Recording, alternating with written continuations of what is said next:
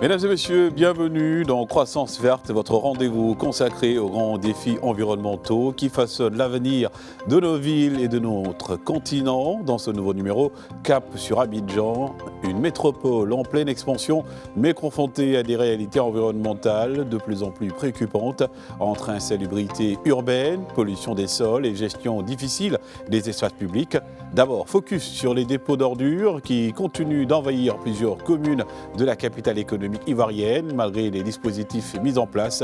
Puis, nous nous intéresserons à une activité devenue banale dans les rues d'Abidjan, le lavage auto informel, un service rapide et accessible, mais dont les conséquences environnementales soulèvent de nombreuses inquiétudes. Et pour en savoir plus, nous serons avec Dr Mamadou Dia, professeur des universités, conseiller scientifique et médiateur environnemental. Monsieur Dia, merci de nous faire le plaisir et l'honneur aujourd'hui de participer à cette émission. Bonjour et merci à vous, téléspectateurs.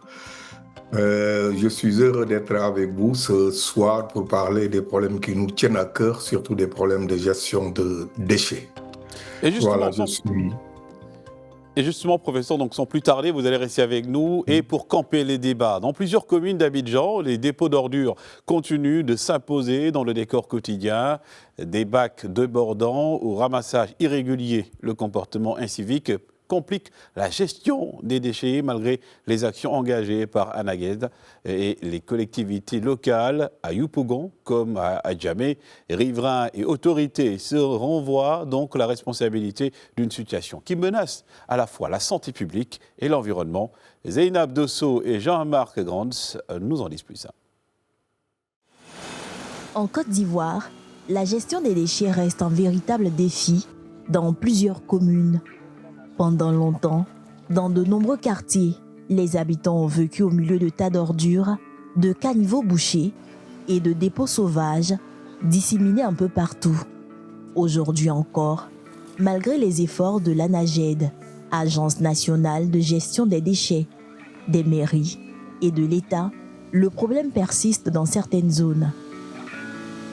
À Yopougon, au quartier Gandhi, un dépôt d'ordures déborde. Les bacs sont pleins depuis plusieurs jours et les déchets s'accumulent autour. Petit à petit, l'endroit s'est transformé en dépotoir à ciel ouvert. Faute d'espace, certains habitants finissent par jeter les ordures directement au sol. Vous-même, vous voyez, depuis hier, ça y est, là, on souffre. L'odeur même nous fatigue. Nous, on n'est pas loin d'ici. Voilà, là, où même l'odeur arrive à la maison, ça nous fatigue. Ça fait que c'est qu'on vend la même, personne ne paye par rapport à la poubelle. Personne ne paye. Donc franchement, on souffre. Avoir les poubelles proches des maisons, c'est pratique. Mais quand ça déborde comme ça, cela devient inquiétant. Effectivement, ça nous fatigue un peu. D'une part, c'est bon, parce que la distance, vous voyez ici, c'est juste à côté, c'est rapide, il peut jeter. Mais quand ça devient trop et ils ne viennent pas ramasser, ça devient gênant. C'est ce qui devient gênant. Et puis les gens viennent fouiller. Donc quand on prend une distance de 100 mètres, il n'y a pas de poubelle. Donc vous allez voir que jusqu'au rond-point de Gandhi, là, il y a des gens qui quittent vers Kouette là-bas pour venir verser ici. Donc si les gens ne viennent pas ramasser ça régulièrement, ça va créer ce que c'est présentement.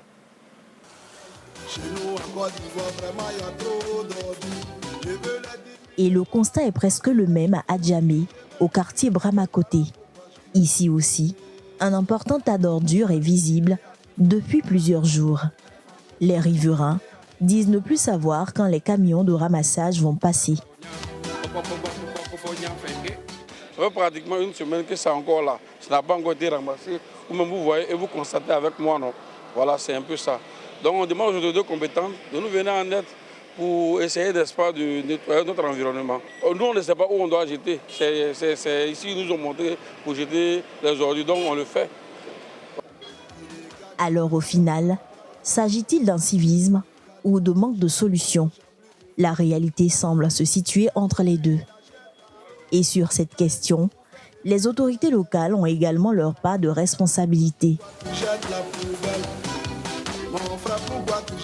Ici, on a un gros problème de civisme. Alors, les Ivoiriens, on a ce problème-là. Très souvent, ce n'est pas parce que le bac est rempli, mais les gens préfèrent jeter tout à terre. Quelqu'un est dans son véhicule, il a fini de manger quelque chose, il a fini de boire une bouteille d'eau. Allez, il pense que la rue est une poubelle. Donc, on continue de se sensibiliser. Il faut que les Ivoiriens adoptent donc un comportement citoyen. Si on a des poubelles, les ordures doivent être jetées dans les poubelles. Et puis bon, l'entreprise en charge de ramasser des ordures est même donc de venir le faire. Mais dans d'autres quartiers, certains habitants tentent de faire leur part. C'est le cas de Dougrou Marie-Ange, riveraine à Adjamé, cité Fermont. Chaque matin, le même geste se répète. Balayer, ramasser, mettre les déchets dans des sachets et attendre le passage des agents de salubrité. Parfois même, elle se rend dans des dépotoirs autorisés afin d'éviter les dépôts anarchiques devant les habitations. Ici, c'est une cité. Voilà, donc on ne peut pas laisser la cité sale. Parce qu'il y a les grandes personnalités qui viennent. Voilà. Donc vous-même, vous constatez, il n'y a pas d'ordures devant porte des gens. Donc, qu'est-ce qu'on fait? Chaque matin, quand on balaye chez nous, on ramasse, on s'achète des sachets, et puis on met les ordures dedans, et puis on s'en vidés vers le sanctuaire. Voilà, ce sont des bacs, ce sont un dépôt. Maintenant, eux, ils viennent chaque nuit pour venir chercher. Même si beaucoup pointent du doigt les comportements des habitants ou les difficultés liées au ramassage, une chose reste certaine. Les dépôts d'ordures devant les habitations représentent un véritable danger pour la santé des populations et pour l'environnement. Ces ordures peuvent impacter la santé des populations. Tout à fait à plusieurs niveaux. Nous avons le paludisme, la fièvre typhoïde et ici également des cas de diarrhée qui peuvent être liés à une mauvaise conservation de ces déchets. Et lorsque ces déchets sont en contact avec les enfants de moins de 10 ans, sont souvent confrontés à des cas d'indigestion et autres. Donc, il y a la part des populations, il y a la part de l'État, mais également les structures en charge de collecter doivent aussi se doter de moyens conséquents pour pouvoir vraiment suivre cette collecte des ordures qui sont produites en masse au sein des populations. Une chose est sûre, maintenir les quartiers et les habitations propres demeure une responsabilité partagée. Et justement, pour revenir sur cette responsabilité partagée, nous allons retrouver notre invité, docteur Mamadou Dia. Docteur, vous avez suivi donc avec intérêt ce reportage concernant bien évidemment ces déchets. Alors pourquoi les politiques de gestion des déchets peinent-elles encore à produire des résultats durables dans plusieurs grandes villes africaines?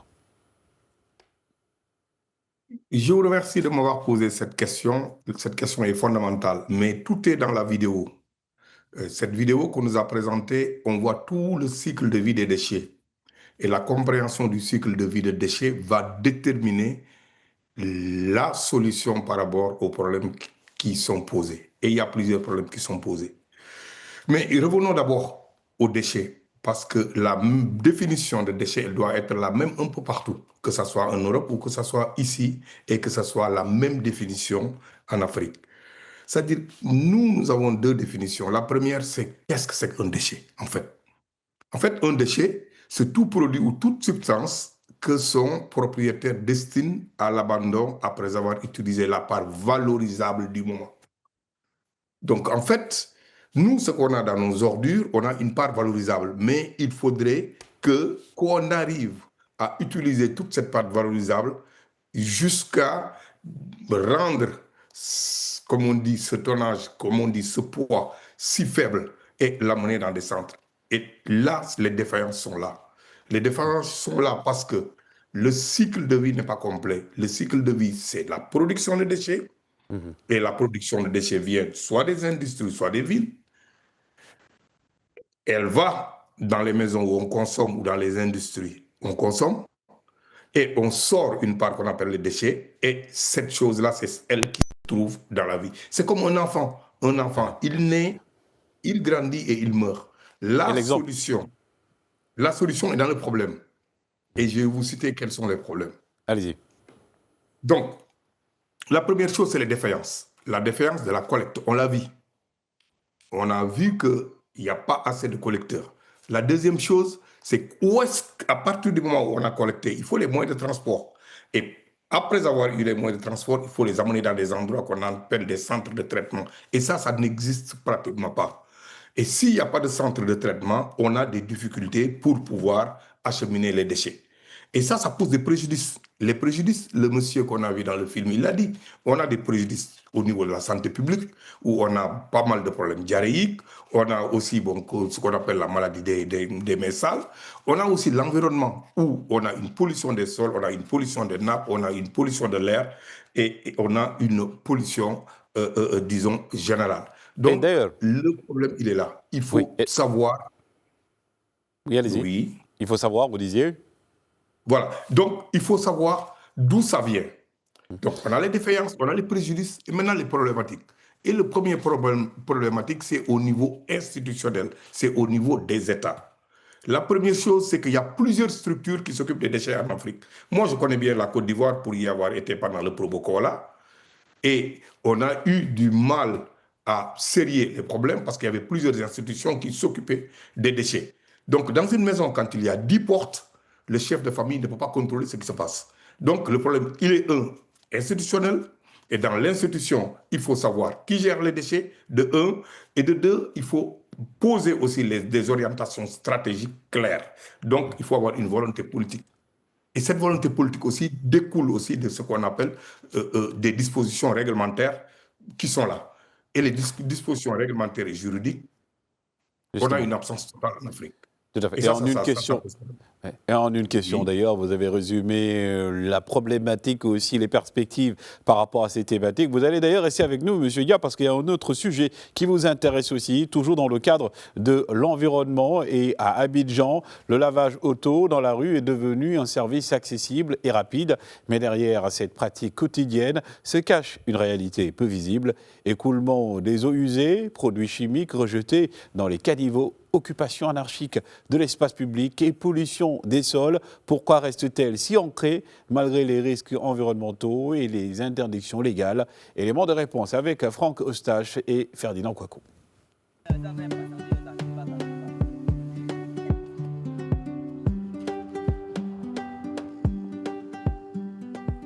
Chaque matin, le même rituel se répète aux quatre coins de la ville. Un seau, une éponge, un peu de détergent et en quelques minutes, les carrosseries retrouvent l'éclat du neuf. À Abidjan, le lavage automobile de rue fait désormais partie du décor urbain. Lancini est laveur de voitures depuis 22 ans. Ce morceau de trottoir est devenu son lieu de travail. Ici, on ne compte pas les heures, mais les clients. C'est un gagne-pain pour moi facile, vu que on ne recommande pas de diplôme dans ce domaine. Là, tu peux avoir ce que tu veux selon tes efforts. Tu es payé selon ta compétence. Parce que sur chaque voiture, on a notre taux d'intérêt. Pour les automobilistes, le service présente plusieurs avantages. Rapidité, proximité et coût accessible. C'est moins coûteux, il lave ça très bien. Bon, que ce soit la station ou le dehors, tout est pareil. Mais c'est le prix qui change. Il y a des gens qui ont des petits coins à côté qui se débrouillent. Donc on vient aussi venir à les aider, se débrouiller de quoi manger. Voilà, c'est un peu ça. Pratique et économique, le lavage automobile à la sauvette s'est imposé dans de nombreux quartiers comme une activité incontournable. Une économie de survie qui permet à des milliers de familles de subsister. Mais derrière les carrosseries brillantes et l'eau savonneuse, une autre réalité s'écoule discrètement sous nos pieds. On ne voulait pas que l'eau va sur le goudron pour salir. Donc à cause de ça, on a fait les caniveaux là. Et puis l'eau rentre là-bas pour aller dans un gros camion là et dans un gros trou là-bas. Ici, à Yopougon, commune populaire d'Abidjan, ce caniveau à ciel ouvert sert de déversoir à une station de lavage automobile.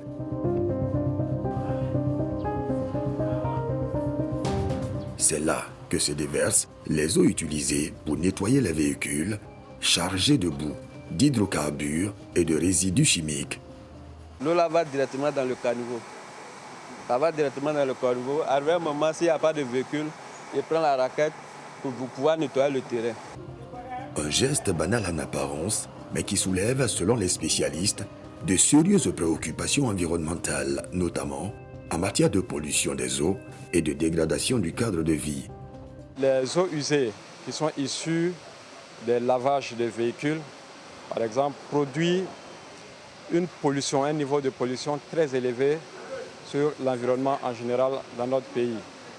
Bien que ce soit négligé et mal compris par l'ensemble des usagers ou de la population, c'est un aspect très important de la pollution environnementale en Côte d'Ivoire.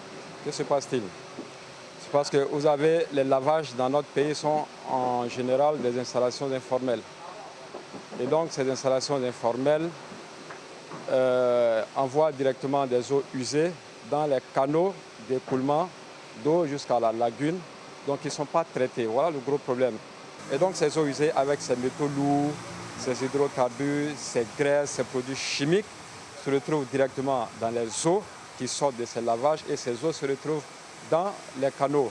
Ces canaux vont s'écouler directement à la mer ou à la lagune, comme je l'ai dit. Ceci entraîne une pollution très grave, avec toutes les conséquences que vous connaissez sur la biodiversité marine.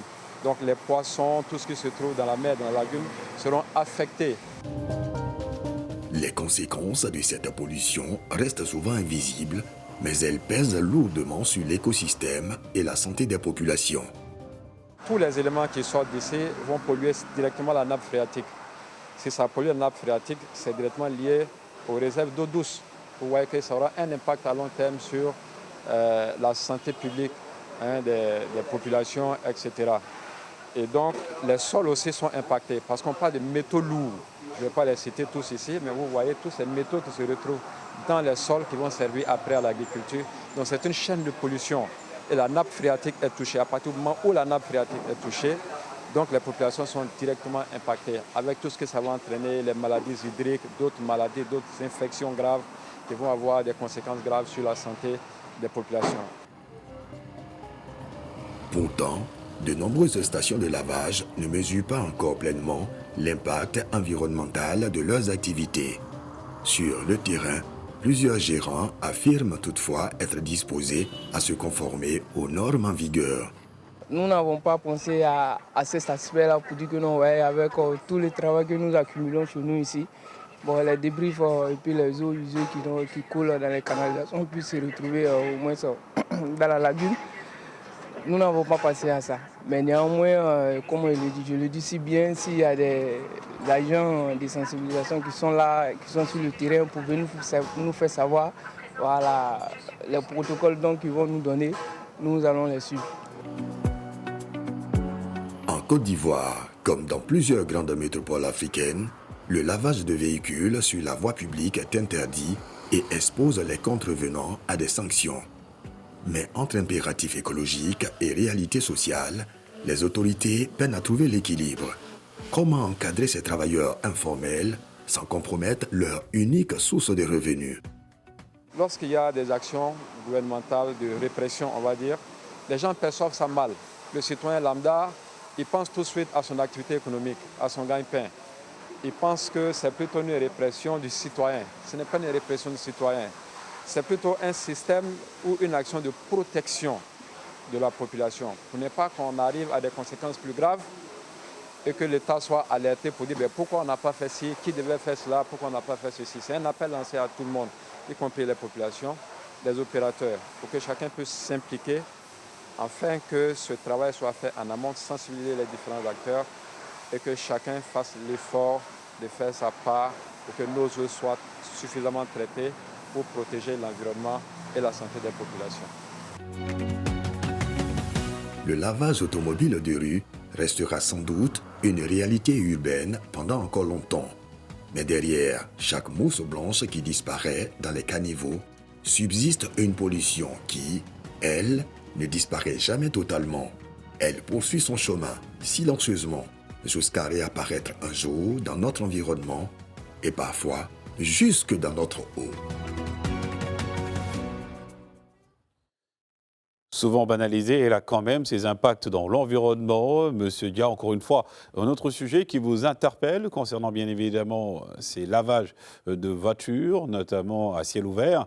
Quels sont, selon vous, les principaux impacts environnementaux du lavage auto informel dans les grandes villes africaines? Bien.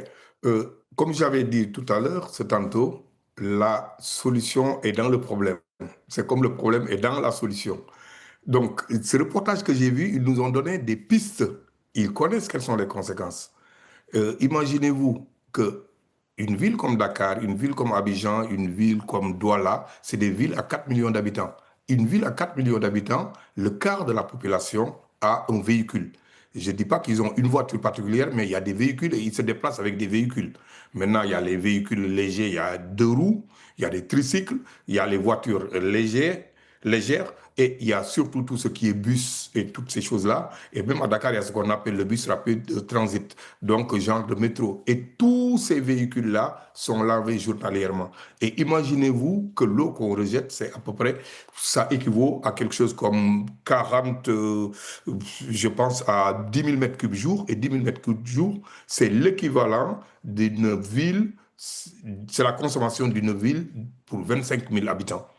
Parce que c'est de l'eau propre. On lave les véhicules avec de l'eau propre. Et cette eau propre-là, on peut la consommer. Et elle représente la consommation d'une ville de 25 000 habitants. Bien, donc tout ça, on le sait. Ça va dans les nappes, ça va. L'eau circule du point le plus haut vers le point le plus bas. Et le point le plus bas doit être protégé. S'il n'est pas protégé, l'eau va dans la nature. Et l'eau qui va dans la nature pollue les nappes phréatiques et normalement et forcément, ça donne des maladies au bout. Mais maintenant, pour éviter toutes ces choses-là, il y a des solutions.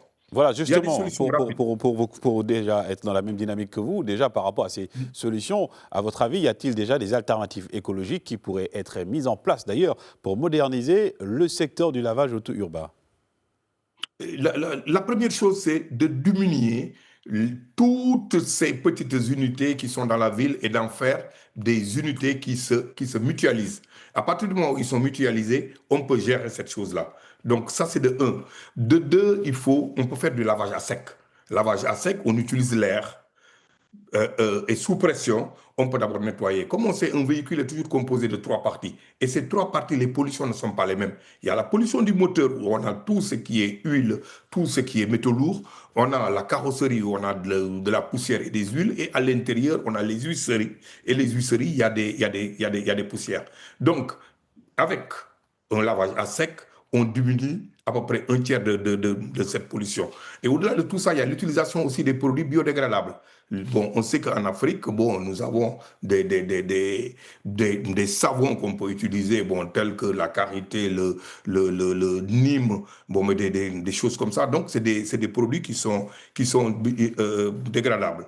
Et au-delà de tout ça aussi, on peut aussi, si on est un peu développé aussi en se mutualisant, on peut faire des lavages à haute pression. Et les lavages à haute pression diminuent la quantité d'eau aller jusqu'à 90%. Mais vous me direz qu'il faudrait de l'électricité. L'électricité, on a le solaire. On peut avoir des unités solaires pour pouvoir faire ça. Et au-delà de tout ça, si on n'a pas tout, il y a de l'eau de pluie qu'on peut économiser dans des bassins, dans des cuves. Et cette eau de pluie-là, elle peut nous servir. Mais au-delà de tout ça, c'est l'éducation environnementale qui doit être là. Les gens, ils doivent savoir, ils doivent connaître. Et à partir du moment où on connaît, on a résolu la moitié du problème. Donc, une maladie, il faut la connaître. Et il faut qu'on ait, disons, en Afrique, il y a des renforcements de capacités. Je ne parle pas de transfert de technologie, parce que les technologies qui sont en Europe ne peuvent peut-être pas être adaptées, en tout cas en Afrique. Mais il y a une éducation environnementale, une éducation éco-citoyenne qu'on pourra faire. Et à partir de ce moment-là, la gestion des déchets, elle ne va pas peut-être... Tous les déchets ne vont pas disparaître, mais en tout cas, les gens auront une connaissance de ce que c'est que les déchets liquides qu'on trouve, les déchets solides qu'on trouve un peu partout. C'est le déchet sauvage. Mais comme les déchets liquides, c'est les déchets, disons, de ces voitures, les eaux usées, qu'on peut aller partout. Et il faut aussi, à chaque fois qu'il y ait une unité de lavage de voitures, qu'il y ait une bac de rétention, qu'on puisse retenir ces eaux-là avant qu'elles n'aillent dans la nature et faire ce qu'on appelle une baisse de charge. Une baisse de charge, c'est un traitement in situ.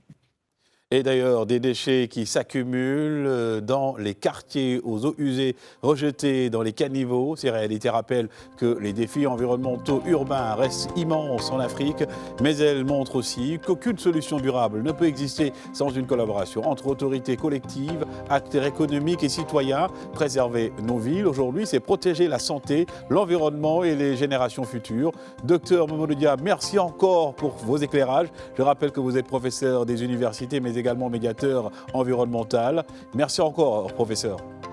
Merci, je vous remercie. Merci également à vous, chers amis. Rendez-vous très bientôt pour une nouvelle édition de Croissance Verte. D'ici là, restons engagés pour une Afrique plus propre, plus responsable et plus durable.